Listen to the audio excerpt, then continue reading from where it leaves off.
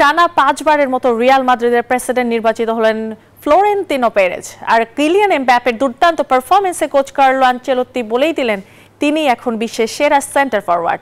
অন্যদিকে ঘরের মাঠে ম্যাচের পর ম্যাচ হেরে হতাশ ম্যানচেস্টার ইউনাইটেডের কোচ। আরও 4 বছরের জন্য স্প্যানিশ জায়ান্ট রিয়াল মাদ্রিদের প্রেসিডেন্ট থাকছেন ফ্লোরেন্তিনো পেরেজ। 2009 থেকে শুরু। এ নিয়ে টানা 5 বারের মতো বিনা প্রতিদ্বন্দ্বিতায় নির্বাচনে জয়লাভ করলেন 77 বছর বয়সী পাপা পেরেজ।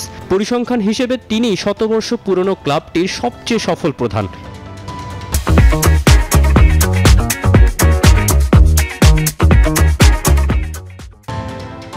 এদিকে স্প্যানিশ সুপার কাপের শিরোপা হাতছাড়া করা গ্যালাক্টিকোরা দারুণভাবে ঘুরে দাঁড়িয়েছে লা লিগায়। লাস পালমাসের বিপক্ষে 2 গোলের সাথে দুর্দান্ত খেলেছেন এমবাপ্পে। কোচ কার্লো আনচেলত্তি তো বলেই ফেললেন বর্তমানে বিশ্বের সেরা ফরওয়ার্ড এখন কিলিয়ান।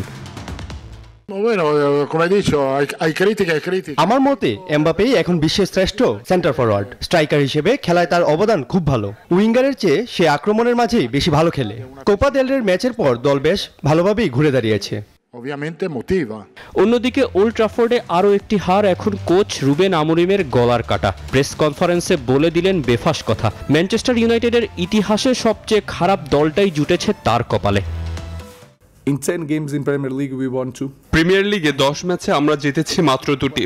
একজন ম্যান ইউ ফ্যান হিসেবে বিষয়টি যেমন হতাশাজনক, আমার জন্য তা আরো বেশি। এই ক্লাবের গোটা ইতিহাসে আমরা সবচেয়ে বাজে দল, কিন্তু যে করেই হোক আমাদের টিকে থাকতে হবে।